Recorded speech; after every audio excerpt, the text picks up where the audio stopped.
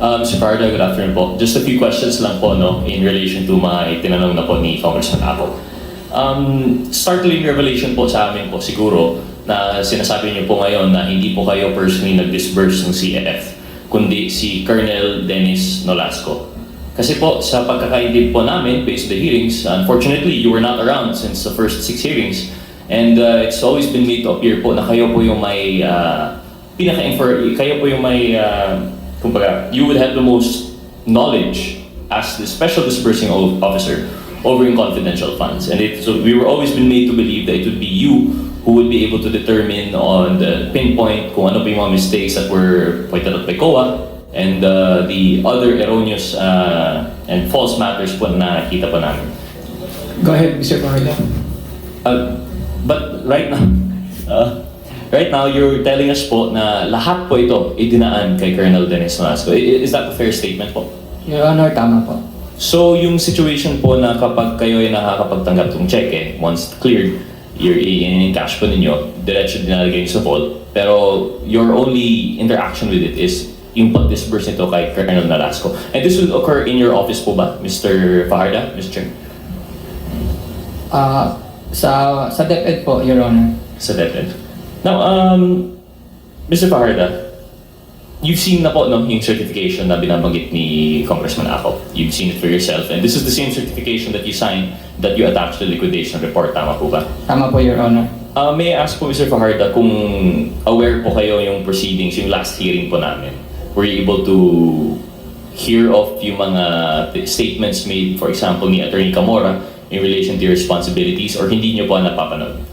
Hindi ko po napanood, Your Honor. Sorry Sige, po. to refresh your memory na lang po, no? And I'll just briefly, Mr. Chair, I'd like to reconfirm with Attorney Camora just some statements that we made last time, Attorney Camora. Sorry. At least now the SDOs are here. Just to refresh their memory, yung responsibilities po ng SDO ay nakalatag naman po dun sa joint circular natin. Tama po?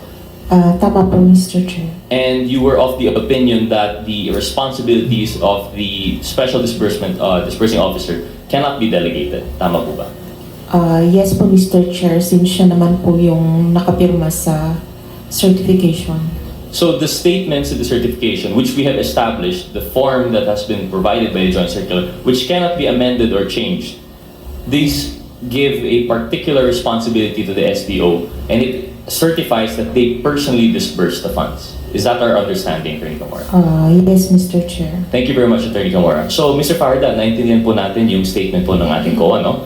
Ang sinasabi po ng certification ay kayo po ay personally responsible para sa disbursement. Sinabi po ni Rin, based on certification, na hindi po ito pwede i-delegate. Ngunit ngayon sinasabi niyo po sa amin na binigay po yung responsibilidad kay Colonel Nolasco. Your Honor, ako po yung nagdi-disperse as a disbursing officer. Pero ngayon po sinasabi niyo po sa amin sa committee na to na hindi niyo po mapinpoint kung saan napunta yung pera dahil ang mas may alam po dito ay yung security officer po ninyo. Yes, Your Honor, kasi siya po ang designated security officer. Siya po ang expert doon sa paggawa po noon. Pero so, hindi po ako expert doon. hindi po kayo expert, dumadaan lang po sa iyo yung pera. Kahit yung certifications po na iyong isinusumite sa COA ay galing po kay Colonel Nolasco. Si Colonel Nolasco po, ang work lang po niya ay as a designated security officer, siya lang po yung sa field. I'm sorry? Sa field po. Sa field. Sa bill? Sa confidential operations po. Okay, so confidential operations siya po. Pero Yes, Your Honor. paano po yung mga documentary evidence of payment, yung ating mga acknowledgement receipt? Saan po ito galing? Sa kanya ko po kinukuha. Yun nga po yung sinasabi po namin dito, Mr. Fajarda, no? Lahat ng pera dumadaan kay Colonel Nolasco going out for the disbursement in the operations. And all of the acknowledgement receipts and documentary evidence of payment dumadaan rin kay Colonel Nolasco pabalik sa opisina to you. Yes, Your Honor. Binabalik po niya sa akin. You have never had any interaction whatsoever with any of the recipients of the money. Yes, Your Honor. So you cannot verify po the truthfulness of the ARs that you receive. Your Honor, nag-i-base lang po ako dun sa kung saan lang po talaga pwedeng igastos ka, let's say, payment of rewards, mga ganyan po. Exactly po. Pero you're just basing on that. Halimbawa po, by specific form yung ating acknowledgement receipts. Dapat nandyan yung pangalan, yung signature, yung date, yung purpose, yung amount. And you can only testify as to the category based on what Colonel Nolasco would feed you, what information. Pero hindi niyo po kilala kung sino nagpirma. Hindi niyo po alam kung totoo yung pirma. Hindi mo alam kung tama yung date. Is that correct, Mr. Fajardo? That is correct, Your Honor. So ano pa po ang punto ng Special Disbursement Officer? Naintindihan niyo po, Mr. Chair, most respectfully, kayo po ang bonded po dito. Kayo po ang, kapag may problema ang CF, kayo po ang mananagot sa Treasury. Do you understand that, Mr. Fajardo? Yes, Your Honor. So how can you say now in full honesty, yung certification po ninyo, that you handled personally yung disbursement ng confidential funds? Nagdi-disburse po ako. Nagdi-disburse po ako ng confidential fund sa security officer po. Yun nga po. So basically, ang ginagawa po lang po pala ninyo ay binibigay niyo yung pera sa security officer, but you have no role whatsoever in the verification of the acknowledgement receipts. You have no role whatsoever in scrutinizing yung documentary evidences of payment. In fact, Mr. Fajardo, let me ask you this po, no? I don't know if you've heard of this, pero earlier in one of the hearings, we've had po yung certifications by certain officers of the Armed Forces of the Philippines po, no? Ginamit po ninyo, you attached it to the liquidation report as evidence po ng confidential operations. Yet, sinabi po ng military na they did not receive a single peso from the Office of the Department of Education. And sabi rin po ng military officers, they did not know that the certification would be used in support of the liquidation report. So Mr. Fajardo, kayo po yung nag-attach ng certifications na yun, tama po ba? Your Honor, ako po ang nag-attach noon, pero nag-explain na po ako noon kay Yusek Mike kung ano pong nangyari doon. And if kayo po yung nag-attach and you certified, ito po yung certification that you have the expenses occurred in connection with the agency's confidential operations activities with supporting documents attached to the liquidation of CF, documentary evidence of payment kept in sealed envelope in the vault of the office of the SDO. You certified this po, Mr. Fajardo. Yet you cannot explain the relation kasi hindi po kayo yung personally nag-manage ng DEPs. Tama po ba?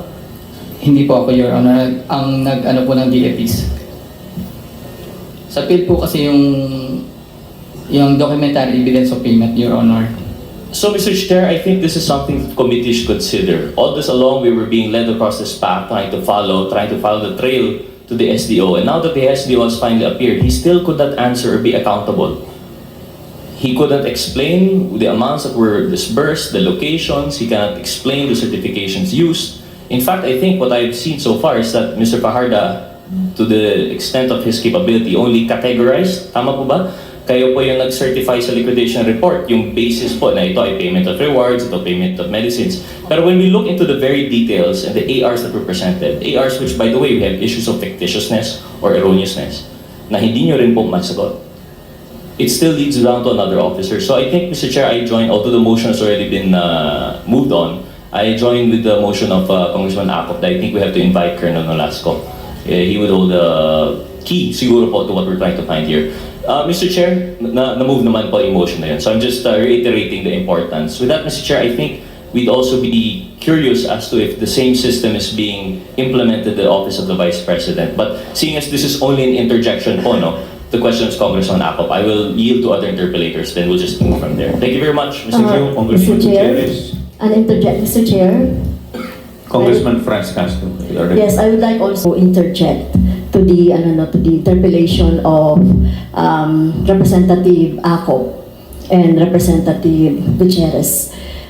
Kay Mr. Fajardo po, Mr. Chair.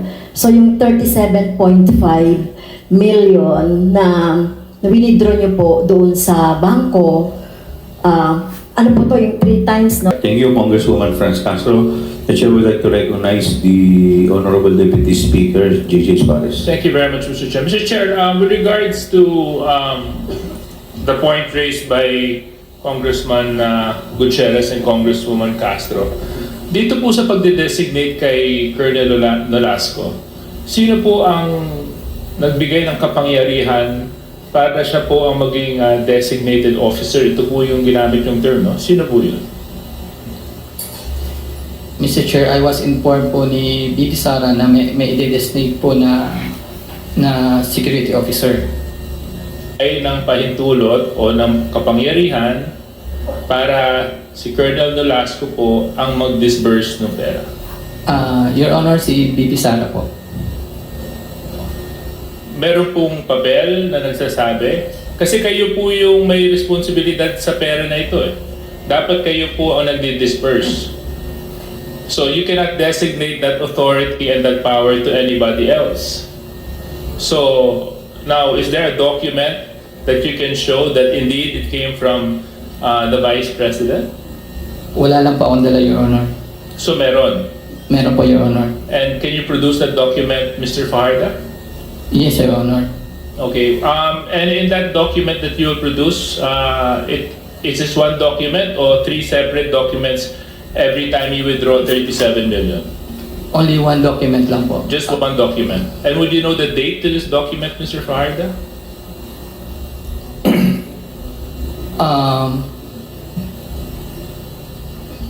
Hindi ko po maalala ang date. Taon. Dalhin ko na lang po. Taon. Mga January po. January 2023. January 2023. Mga ganyan po. Okay, January 2023. Kasi nakakapagtaka lang po, Mr. Fajarda, malaking halaga po ang pinag-uusapan natin, hindi po biro ito. At nakaban po ito sa inyo. Bilang Special Disbursement Officer, I just find it a little bit questionable that such a responsibility would be transferred or passed on to somebody else, especially when it comes to the utilization of such a huge amount. So, yun lang po, Mr. Chair. No? So, sana lang po, Mr. Fajarda, may bigay niyo po sa amin yung kasulatan na sinasabi po ninyo na nagbibigay po ng pahintulot ang ating Vice President kay Colonel Nolasco para siya po mag-disperse ng pera. Maraming salamat. Thank you. Congressman Gutierrez, you're recognized. Mr. Chair, just a short manifestation no, after just hearing po yung questions that were answered by Mr. Fajarda. For the consideration of the committee and perhaps for the committee secretariat po, I'd like to but I'd like po siguro that it be included in the committee report siguro, strengthening the definition of disbursement. Kasi po, personally, I don't believe the fact of handing the money from the vault to another person, all of the money from vault to person lang naman, I don't think that's considered disbursement. I think we have to consider the ending point po, no? Yung actual end users or yung beneficiaries po ng payment. Yung sinasabi po ni Mr. Fajardo na it is disbursement in the sense na siya po nag-disburse sa isang security officer, I don't think this is what we are guarding or strengthening by law. So I'm not sure, Mr. Chair, if this would be this would be in the law that guidance for COA, or any law that we might pass to strengthen confidential intelligence fund. But I hope that we can consider this through the committee secretariat. Yun lamang po. Thank you, Mr. Chairman.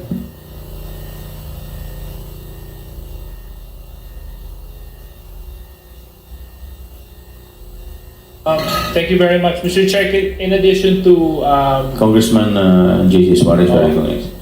Mr. Fajarda, I'm sure naiintindihan niyo po yung gravity nito pong nangyari.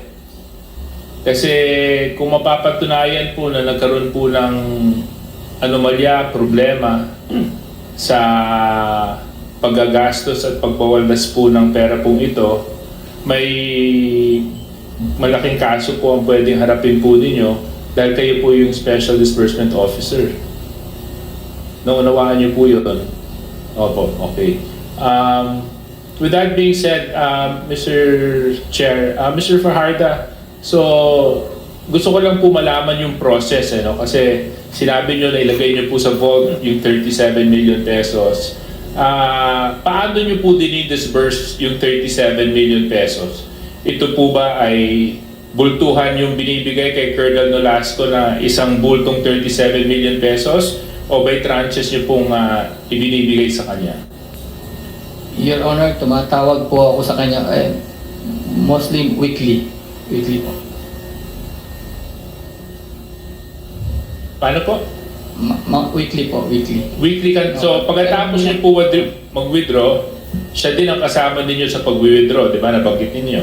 Hindi po, iba po. Siya lang po Kasi Alan ang kasama po ninyo siya sa po lang pag-withdraw. nag-a-assign kung sino po kasama ko. So tapos, paghawak nyo na po yung 37 million, tatawag po kayo kay Colonel Nolasco weekly? Your Honor, mostly weekly po. Pero hindi lang po eksaktong weekly. Mostly weekly. And then, And then, dun po, sa kanya ko po i-disburse yung pera. in what amounts? Nag-range po sa 4 to 6 million. Pero hindi po pare-pareho ang amount. Kasi kung 4 to 6 million weekly, you're talking about maybe 8 to 10 weeks. So that's maybe, it would take you around 2 months to disburse? More or less, Your Honor. No, bigyan nyo lang ako ng figure na pwede ko po panghawakan. More or less, Mga lampas 2 months po. Mga ganyan. malagpas 2 months. Okay. Yun lang po, kasi syempre binabangga po namin ito dun sa mga acknowledgement receipts at saka performance report ng audit. So we just wanted to make sure na nagtataya po yung numbers. That's all I have, Mr. Chair. Mr. Chair, Yes, Vice President. sir, pasensya ka na. Wala talaga kaming kakampi dito. But I really request to strike out pagwawaldas. Mr. Chair, I concur with the point of the Vice President. We can strike it out. Yes, could you put it in motion? I move that we strike out the word pagwawaldas. Okay, is there any objection? Hearing none, the motion is carried.